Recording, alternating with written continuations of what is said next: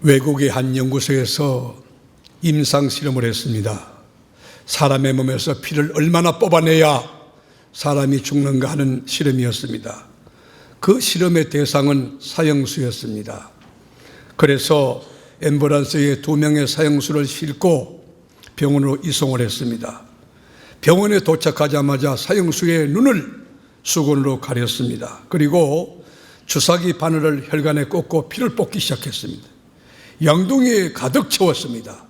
한 번 뽑고 채우고 또 붓고 또 2번, 3번 그러면서 7번 카운트를 7번 하는데 그만 사형수가 죽고 말았습니다.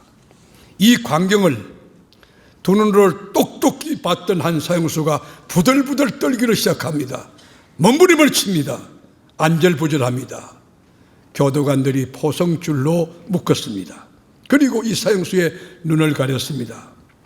의사 선생님이 주사 바늘을 혈관에 꼽았습니다. 그리고 양동이에다가 피를 붓는 것이 아니라 맹물을 갖다 붓기 시작했습니다.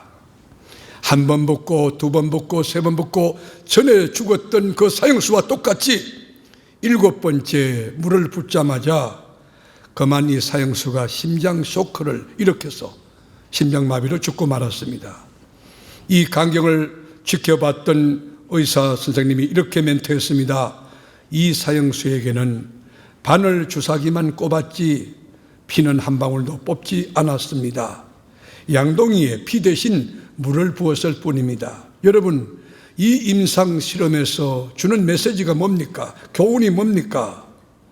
두려움과 공포가 얼마나 무서운 병인가를 우리에게 깨우쳐 주는 것입니다. 낙심이 우리 인생에서 얼마나 무서운 적인가를 우리에게 잘 가르쳐 주고 있는 메시지가 있습니다. 그렇습니다. 마음이 죽으면 몸이 죽습니다. 마음이 병들면 육체가 병듭니다. 마음이 다치면 미래도 다치고 모든 것이 다치게 됩니다. 그러므로 덴마크의 철학자요 신학자였던 키엘케골은 절망은 죽음에 이르는 병이다라는 책을 썼습니다. 저는 이 말에 동의합니다. 낙심이란 말이 뭘까요? 여러분, 낙심을 한문으로 보면 떨어질 낙자의 마음심자요. 마음이 떨어지는 것이 낙심이란 말이죠. 절망의 나락으로 할 수 없다고 하는 패배주의로 떨어지는 게 낙심이랍니다. 그래서 우리 주님은 성경에 잠언 4장 23절에 뭐라고 하느냐? 여러분, 모든 지킬 만한 것 중에 더욱 네 마음을 지키라. 생명의 근원이 이에서 남이니라. 여러분들 돈 지키고 건강 지키고 그런 게 중요한 게 아니고 모든 지킬 만한 것 중에 더욱 네 마음을 지키라. 세계롭게 교우들은 하나님의 말씀으로 이 마음을 지켜낸데 믿음으로 꽉 찬 영적으로 무장된 스트롱한 그리스도인이 되기를 예수 이름으로 축복합니다. 우리 주님 보세요. 파도가 칩니다. 풍랑이 파고가 높아요. 풍랑이 너무 쳐요. 그런데 풍랑이는 바다 한복판에도 주님이 말씀 내니 두려워하지 말라는 거예요. 물리적인 파도가 수십 메터 치고 와도 내니 두려워하지 말라 하시고 파도를 밟고 바다 위를 걷는 주님의 그 평강, 그 마음의 지킴의 그 모델이 우리에게 있어야 됩니다. 여러분, 사도 베드로가 복음 전가하다가 투옥돼서 감옥에 있었는데 내일이면 사형이에요. 내일이면 사형이 되는 이 사형수 베드로가 떨었던가요? 낙심했던가요? 그러지 않아요. 여러분, 착고에 차여서 온몸이 교도관 틈 사이에서 지금 잠을 자고 있는데 얼마나 평강에 잠을 자는지, 얼마나 담대하게 잠을 자는지 천사가 옆구리를 쳐서 야 일어나. 옆구리를 칠 만큼 쳐도 잘 잠이 안 깰 만큼 깊은 평강이 있었어요. 무너 지킬 만한 너희 마음을, 네 마음을 지키라 주님 명령했는데 이 평강이 세계로 교회의 평강으로 충만하기를 축복합니다. 오늘 본문도 지금부터 2000년 전에 나사렛 시골 처녀의 마리아에게 임했던 메가톤급 공포, 두려움의 사건을 소개하고 있어요. 공포 영화에 나오는 도시 괴담이나 엑소시즘이나 이런 거하고 전설의 고향하고 차원이 다른 그 충격적 두려움이에요. 한 인생 자체를 송두리째 망가뜨리고 무너뜨리는 공포의 사건이에요. 한 처녀의 인격을 무시하고 그리고 한 인생을 완전히 송두리째 폭발시킬 수 있는 그런 아주 어마어마한 영향력의 공포 사건이에요. 그런데 이 사건을 읽어보면 비상식적이고 비논리적이고 비과학적인 사건이에요. 어느 날이었어요. 두메 산골, 예루살렘도 아니에요. 시골에서 태어나서 문화혜택도 못 받고 배움도 짧은 시골 처녀에게 남자라고 하는 남정네는 가까이 해본 적도 없고 손도 잡아본 적이 없는 순수한 처녀에게 가브리엘 천사가 나타났습니다. 가브리엘 천사는 좋은 천사입니다. 기쁜 소식, 굿뉴스를 전하는 천사입니다. 가슴이 뛰지 않겠어요? 가브리엘 천사가 자기를 방문했으니, 가브리엘 천사가 자기에게 나타났으니 얼마나 기대가 있겠습니까? 그런데 가브리엘 천사가 전해준 소식은 여러분 상상하기 어려운 폭발력 있는 여러분 메가톤급 메시지였어요. 뭐라고 했을까? 도대체 가브리엘 천사가 뭐라고 이 마리아 처녀에게 얘기했을까? 전 그것이 궁금해요. 그것이 궁금해요. 그것이 알고 싶다예요. 그것이. 우리 다 같이 30절 31절 오늘 본문 30절 읽어보실까요? 천사가 이르되 마리아여 무수하지 말라. 내가 하나님께 은혜를 입었느니라. 보라 내가 잉태하여 아들을 낳으리니 그 이름을 예수라 하라. 여러분 역지사지의 입장을 바꿔놓고 생각해요. 여러분 순수한 처녀예요. 전혀 남자하고 가까이 앉은 적도 손잡은 적도 없는데 천사가 나타나서 은혜를 입은 자여 네가 잉태했구나, 네가 임신했구나. 그런다면 여러분들 어떻겠습니까?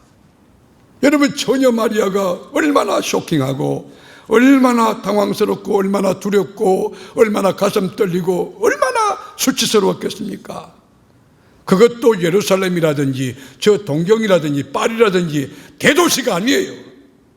지중해 연안의 그 시골 마을 나사렛이라고 하는 그 마을, 그 나사렛 조그만 마을인데 비밀이 없어요. 이 집에 숟가락이 몇 개인가 밥그릇이 몇 개인가 다 이게 알 수 있는 노출된 곳이에요.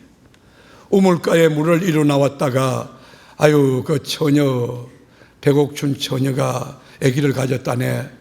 여러분 한마디 KBS, SBS 그냥 퍼져나가는 거예요. 그런 상황. 그렇지만 여러분 마리아는 참 그리스도인이었어요. 참 신앙입니다. 주의 법도 잘 지켰지만 율법도 정통도 중시하고 순결도 지켜냈습니다. 아주 깨끗한 처녀였어요.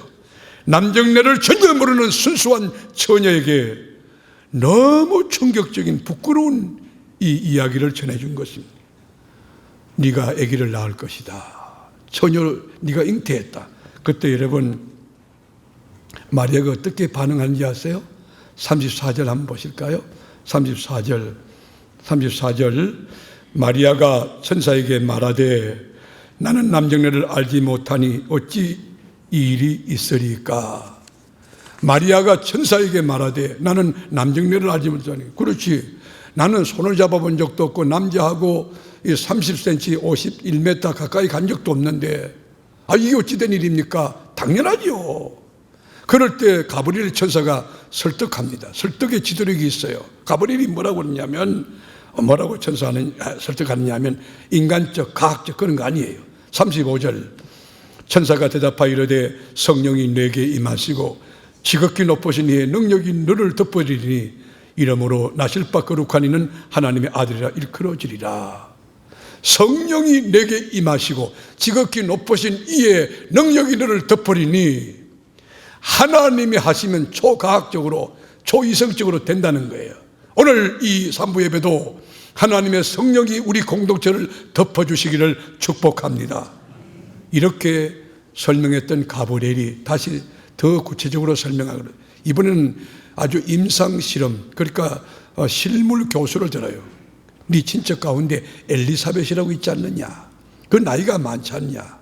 그런데 세례 요한이라는 아이를 지금 잉태한 거 너 지금 보고 있지 않느냐? 설명을 해줘요. 여러분 그러면서 마지막 결론이에요. 이것이 기독교예요. 한번 37절 읽어볼까요? 대저 하나님의 모든 말씀은 능하지 못하심이 없느니라. 여러분, 우리 기독교는 말씀의 종교예요. 천지 만물도 말씀으로 빛이 있으라 빛이 있는 거예요. 여러분, 죽은 나사로 나오라 살아나는 거예요. 풍랑이는 바다 잠잠하라 잠잠해.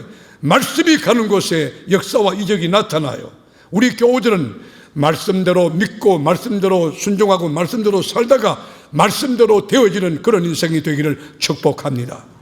여러분, 가정도 우리 교회도 마찬가지. 말씀의 이 기초, 여러분의 신앙의 기초가 파운데이션이 말씀이 되어야 되는 거예요. 뭐를 체험하고 내가 뭐 3대 모태신앙 그 소용없어요. 여러분의 신앙이 하나님의 말씀 위에 세워져요.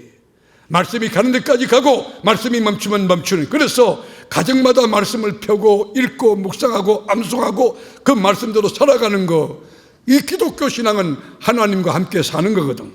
근데 말씀이 이루어지다. 여러분들 가정의 말씀이 이루어지기를 축원합니다. 여러분 개인의 삶의 말씀이 이루어지기를 축원합니다. 우리 교회의 말씀 그대로 이루어지는 역사가 있기를 축복합니다. 이렇게 했을 때 마리아의 반응은 38절에 마리아가 이르되 주의 여종이오니 말씀대로 내게 이루어지이다 하며 천사가 떠나가니라. 여러분 우리 예수 믿는다는 것은 주인을 바꾸는 거예요. 여기 보면 주의 계집종이오니 로더십을 주께 양도한 거예요. 전에는 내가 주인이었던 것, 물질이 주인이었던 것, 명예와 권력이 주인이었던 것 다 내려놓고 주의 계집종이니 예수가 주인이 되는 거예요. 신앙생활이라는 것은 영적 전쟁인데 내가 자꾸 올라올 때 여러분 두더지를 치듯이 나를 치고 나는 아니다. 그리스도를 세우는 거예요. 주의 계집종이오니 말씀대로 내게 이루어지이다. 이 말이 무슨 말이냐? 굉장히 깊어요. 당시 유대법에는 정혼하고 난 뒤에 성관계를 하면 간음죄에 해당이 되어 돌로 쳐 죽이는 사형이 있습니다. 돌로 쳐 죽이는데 그 말씀대로 이루어지다 한 말은 뭐냐? 내가 지금 아기를 가졌으니 율법적으로 나는 돌에 쳐 죽어도 좋사오니 말씀이 이루어지다. 여러분, 기독교의 신앙이 뭡니까? 내가 믿는다는 거 아니에요. 여러분, 믿음도 주님이 주신 선물이에요. 여러분, 경험한 거 그거 아니에요. 그 팩트 믿는 거 아니에요. 우리는 하나님의 말씀을 수용하는 거예요. 믿음은 말씀을 수용하는 거예요. 손해 날지라도 죽을지라도 그리고 엉터리같이 보여질지라도 억울하게 누명을 쓸지라도 말씀이 이루어지는 게 그것이 신앙이에요. 말씀이 이루어지다가 죽는 거 그것이 신앙이에요. 말씀 지키다가 손해보는 거 그게 신앙이에요. 우리 교회는 이 은혜가 우리 가운데 있기를 주님의 이름으로 축복합니다. 여러분, 이제 성탄절이 몇 주 앞으로 다가왔어요. 대림절 둘째 주일입니다. 성탄이라고 하는 것은 그리스도가 죽으러 오신 사건이에요. 그리스도가 태어나신 것이 아니라 이 자원하여 또 하나님의 섭리 가운데 오심이에요. 하나님 차원에서 보면 하나밖에 없는 독생자 아들 예수 그리스도를 온 인류의 죄를 감당하기 위하여 해골의 언덕 갈보리 산정의 십자가에다가 속죄의 어린 양으로 내놓아 그의 몸을 쪼개고 몸을 찢고 피를 쏟아야 되는 엄청난 슬픔의 사건이에요. 하나님이 볼 때는 피토할 사건이에요. 하나님 볼 때는 가슴 아픈 사건이에요. 하나님 볼 때는 고통스러운 아픔의 사건이라고. 그게 성탄절이에요. 그런데 21세기 들어와서 성탄절을 보면 술집과 호텔, 백화점 쇼윈도 위에 오색 찬란한 네온사인이 막 번쩍거려요. 캐롤송이 울려 퍼져요. 그리고 성탄 추리가 화려하게 요란하게 되어 있어요. 여러분께 묻습니다. 여러분, 성탄이 이런 것입니까? 성탄의 차원이 이런 것이냐고요? 성탄의 내용이 이거냐고요?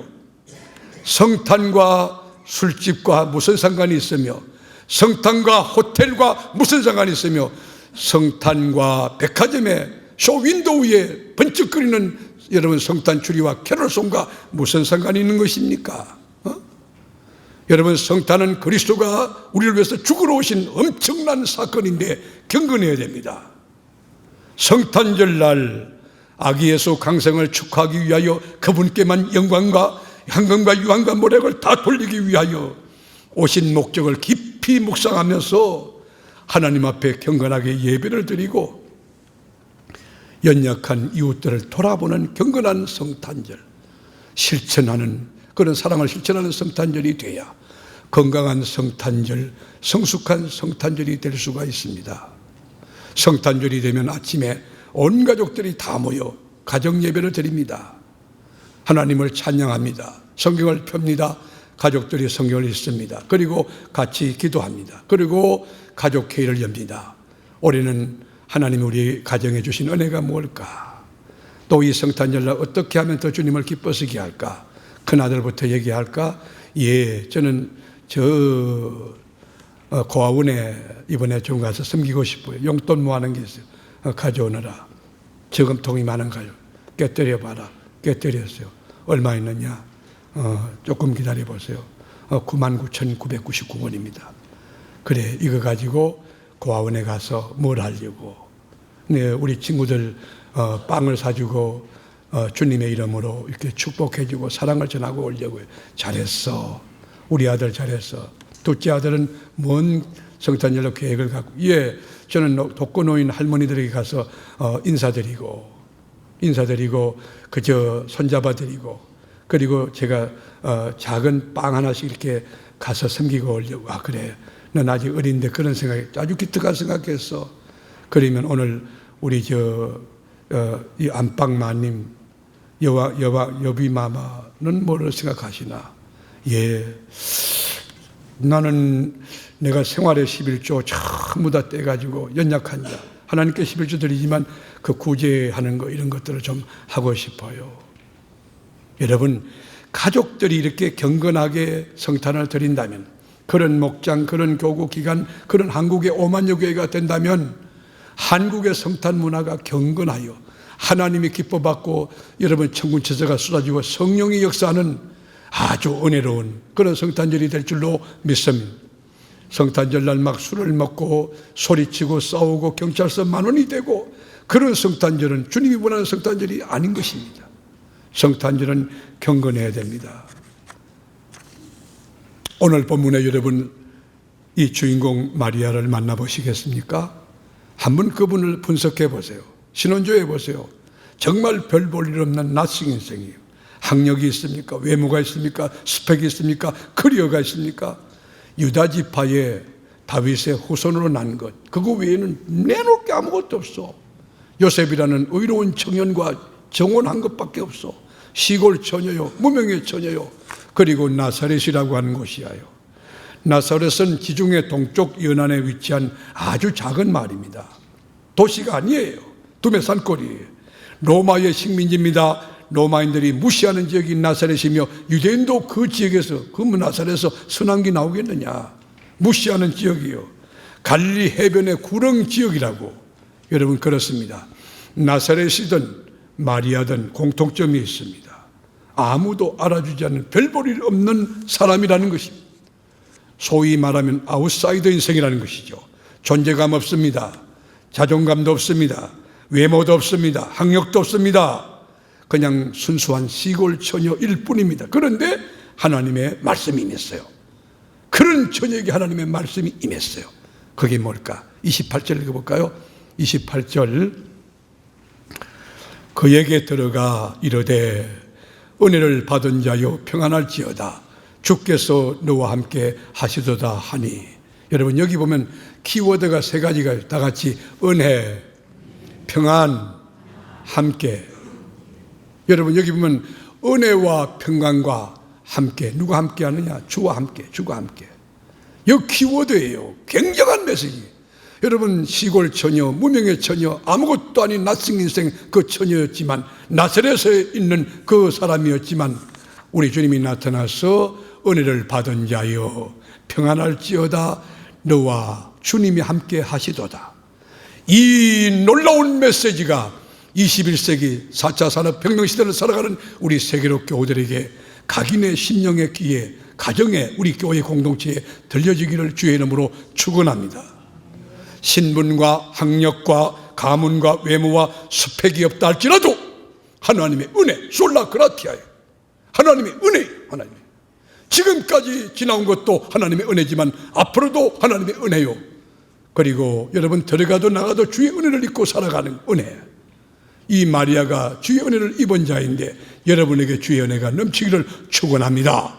그리고 평안의 평안. 여러분, 복 중에 복이 뭘까요? 에이렌의 평강입니다. 돈은 많이 가졌는데 마음이 뒤집어지 지옥이야. 그는 나는 복이라고 생각하지 않아요. 지위는 높은데 여러분 더티한 그 명예와 권력, 그거 여러분 아름다운 거 아니에요. 그러나 가진 거 없고 사회적 지위도 없고 아무것도 없는데 마음의 평강, 왜 이렇게 평화로운지, 왜 이렇게 행복한지, 왜 이렇게 자존감이 높은지, 이것이 주님이 주시는 거예요. 세상이 주는 거 아니요. 세상은 알 수도 없는 거예요. 주가 주는 은혜와 평강이 넘칠지어다. 그러다가 주가 너와 함께 하시도다. 여러분, 임마누엘의 축복보다 더 긍휼, 주님이 함께 한다. 얼마나 귀할까요? 주님이 함께 한다. 여러분, 신앙생활은요, 하나님과 함께 사는 거예요. 하나님과 더불어 함께 사는 거. 이것이 뭐야? 신앙생활이에요. 아침에도 주님과 함께, 점심에도, 저녁에도 주님과 함께, 사업에도 하나님, 들어가도 나고 주님과 함께 사는 거예요. 여기에 기독교의 복음이 있어요. 여러분, 성경 역사라든지 우리가 인류 역사를 보면 하나님이 개입하고 쓰시는 사람들은 유명한 사람 아니에요. 유능한 사람 아니에요. 지위 높은 사람 아니에요. 제가 교회 건축을 해봐도 여러분, 돈이 있는 사람이 건축에 동참하는 것보다 가난한 분들이 마음을 다하여 힘을 다하여 동참하여, 우리 교회 여기까지 나온 게 그거예요. 어제 수용자 교도관 음악회도 우리 교원들이 비헌금을 들여가지고 그 행사를 치르는데 눈물 나는 이야기들이 많아요. 가진 자 아니, 지위 높은 자 아니, 하나님은 이런 자를 들어쓴다는 거예요. 나사렛의 마리아를 하나님께서 너 은혜 입은 자다, 너에게 평강이 있을지어다, 주가 너와 함께 하신다 하던 것처럼 우리 교회 대전에 있지만, 시골에 있지만, 아웃사이드에 있지만 영적인 메카가 되고 하나님의 역사를 일으키고 한국의 5만여 교회의 역할 모델이 되고 메시지를 주는 그런 역사로 나타나건 그런 일들은 하나님의 은혜를 입은 것이에요. 목동 다윗을 보실래요? 블레셋 거장을 물리칠 때 여러분, 목동이 시골 촌놈이에요. 양치는 목동이 그가 가진 게 뭐예요? 막대기예요, 막대기. 하나님이 그러나 블레셋 거장 자이언트 골리앗을 물리쳤어요. 이것이 하나님의 역사예요. 이 역사가 오늘 나온 여러분에게, 우리 교우들에게, 한 분 한 분들에게 올해뿐 아니고 내년도 계속적으로 진리 안에서 경험될 수 있기를 축원한 주님의 메시지예요. 우리 같이 고린도서 1장 26절, 형제들아 너희를 부르심을 보라. 육체를 따라 지혜로운 자가 많지 아니하며 능한 자가 많지 아니하며 문벌 좋은 자가 많지 아니하도다. 그러나 하나님께서 세상에 미련한 것들을 택하사 지혜 있는 자들을 부끄럽게 하려 하시고 세상에 악한 것들을 택하사 강한 것들을 부끄럽게 하려 하시며, 하나님께서 세상에 천한 것들과 멸시받는 것들과 없는 것들을 택하사 있는 것들을 폐하려 하시나니 이는 아무 육체도 하나님 앞에서 자랑하지 못하게 하려 하심이라. 그렇습니다. 여러분, 구약에 나타난 선지자들 이렇게 연구해 보면 전부 목동이다가 농부대다가 별 볼 일 없는 사람들이에요. 그냥 밭갈로 갔다가 주님이 불러서 쓰시는 사람, 하나님이 함께하고 쓰시니까 그 위가 높아지고 권위가 있고 능력이 나타나고 그런 거예요. 신약에도 12지자 보세요. 여러분, 갈릴리 바다에서 고기 잡던 어부, 그리고 다혈질인 베드로, 그리고 세리 마태, 어디 이력서에 내놓을 만한 내용이 어디가 있어요? 하나님은 이렇게 무능한 자를 통하여 유능한 자를 부끄럽게 하시는 역사 일어나게 하십니다. 여러분들 그 주인공 되기를 주의 이름으로 축원합니다. 오늘 대림절 둘째 주일 가브리엘 천사를 통하여 수태고지하신 우리 주님의 말씀대로 여러분, 진리를 쫓아 의롭게 바르게 살아가는데도 불구하고 납득이 안 되고 비논리적이고 비과학적이고 비상식적인 그런 하나님의 말씀이 선포된다 할지라도 주의 계집종이니 주의 말씀이 이루어지다 가면 그가 바로 은혜 입은 자며 그가 바로 하나님의 평강이 임할 것이며 주님이 세상 끝날까지 함께 하실 것입니다. 이 진리의 말씀이 여러분의 삶에 적용될 수 있고 이 말씀이 싹이 트고 꽃이 피고 열매 맺어 풍성한 진리의 계절이 우거질 수 있는 여러분이 되고 여러분 목장이 되고 우리 세계로 교회가 될 수 있기를 주님의 이름으로 축원합니다.